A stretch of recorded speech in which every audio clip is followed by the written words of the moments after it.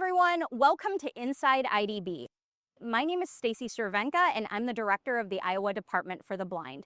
And I am here today with Brianna Murray, who is our new Orientation Center for the Blind administrator. Hi, Brianna. Hi, great to be here. You just started at IDB about 4 weeks ago and you came to us from New Jersey. So can you tell us a little bit about yourself?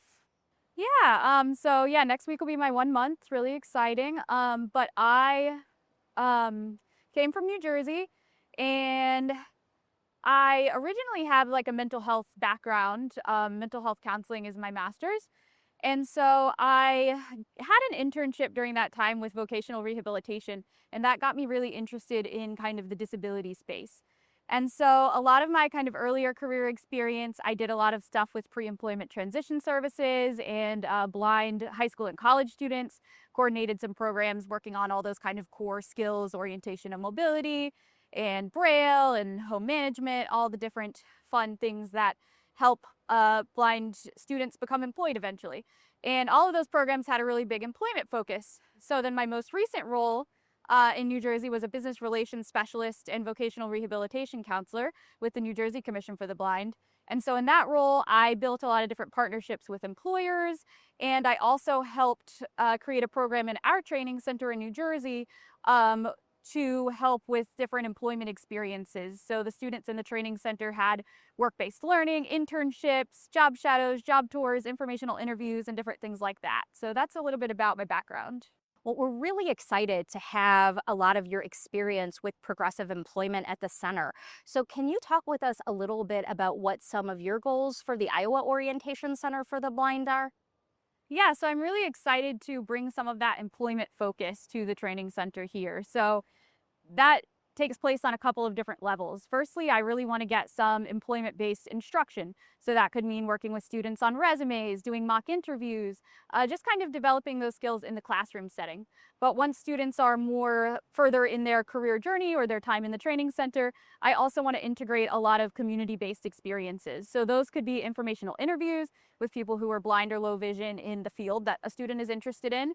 They could be job tours, job shadows, different internships, things like that. So that's one of my kind of main goals, is to get that started and get those experiences for all of the students there. That's really exciting. So as a lot of our partners know, our Orientation Center for the Blind is an adjustment to blindness center where students go often for 6 to 9 months, but sometimes for shorter or longer periods of time, to learn things like cane travel, Braille, adaptive technology, home management, industrial arts. And so beyond sort of these typical blindness skills, you want to ensure that they're also really thinking of their time at the center as pre-vocational in most instances.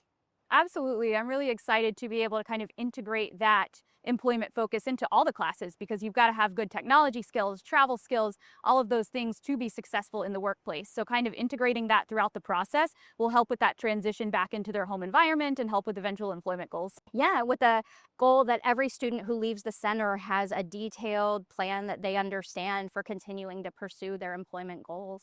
Exactly. Yeah, that's one of my other big goals, is kind of to develop a really robust goal setting process for students. So, as they come in, sitting down and talking about their goals and making sure all of those different classes are leading toward those employment goals. And then developing a plan throughout to have different checkpoints about progress, and then give them a path forward once they are transitioning out of the center at the end. Most of the students who attend the center, their goal is to enter or re-enter the workforce. But we also have some retired clients who attend the center, some folks from our independent living unit, and many of them will benefit also from sort of volunteering experiences or just kind of more community engagement. Absolutely. That's the really great part about the center, is the students all build a community together. So the individuals who have more employment experience can share their experiences with maybe students who are just starting out their career journey as well.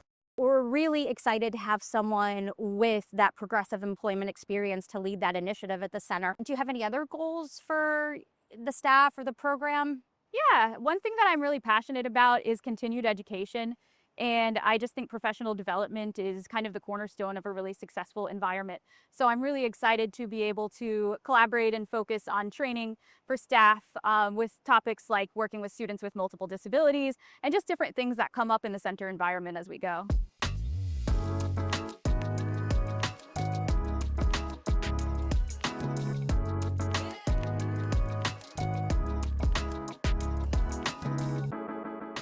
As you may have noticed, Brianna uses a guide dog. Now, about 2 or 3% of blind people in the United States choose to use guide dogs for mobility. So, Brianna, can you tell us a little bit about your dog? Yeah, so this is Quebec. He is a large 80-pound male golden retriever, and he'll be 8 in August. So, I know that as you were growing up, you were a cane user and that Quebec is not your first dog. So, why did you decide to go from being a cane user to a dog user? Yeah, so Quebec's actually my fifth guide dog, and I started working with guide dogs in 2011. And up until then, I had to develop really robust cane skills because in order to get a guide dog, you have to be really confident traveling with a cane. So spent a long time developing those skills. And originally, I really didn't want a guide dog because it's a big responsibility, but I got to try working with one at a conference, and then I was kind of sold.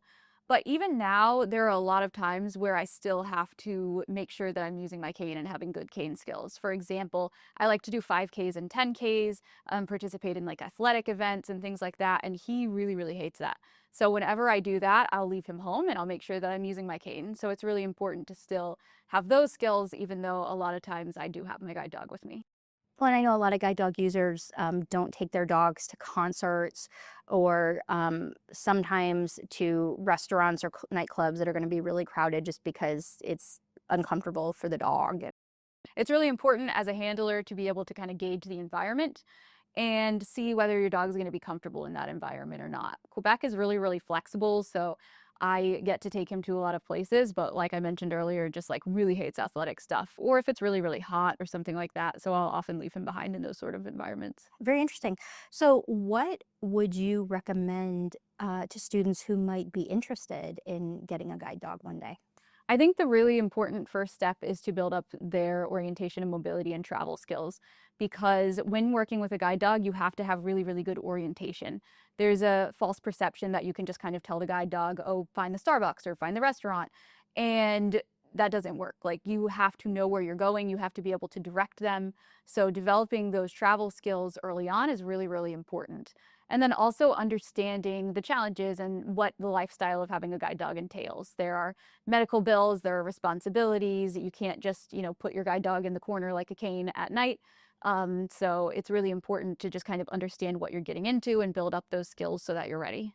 Another thing, I've had friends who they always keep a collapsible cane on them even while using their dog. So if they're in an unfamiliar area, for example, and they need to, find a doorway, they might open their cane and kind of trail a wall. Do you ever do anything like that or? Oh, 100%. When I first moved to New Jersey, I moved from South Carolina, so I had never had experience with snow. And that was one of the suggestions given to me by the guide dog school was actually, probe kind of the corners with a cane and understand what the snow looked like so that I could then confidently work with my dog and help figure that out with him. So I always have a cane everywhere. I bring one to work every day. I have one with me all the time just in case I need it. Or sometimes if I'm just running quickly across the hall, it's just going to be quicker to grab my cane if Quebec's like taking a nap or something. So I think it's really important when working with students and in the center environment that they see me using a cane as well. So can you tell us about some of the advantages you found in using a guide dog? Yeah, I really enjoy the teamwork in travel. We can like put both of our brains together to figure out different routes, and sometimes he'll learn something faster, and sometimes I'll learn something faster. When I first got into this building, he pretty much immediately learned like where my office was, so I could just kind of be like, "Let's go to my office," and he understood it really quickly. Whereas other places, like I'll be able to figure out first. So kind of having that partner when you're traveling and being able to problem solve and being able to make decisions together is a really empowering experience for me. Thank you, Brianna, so much for sharing with us a little bit today. And we're so excited to have you here with us in Iowa and to learn from your experiences and your expertise. Thanks so much. I'm really excited to see what the future holds. Excellent. And if you or someone you know is interested in attending our Adjustment to Blindness Center, you can learn more information by going to www.blind.iowa.gov/center.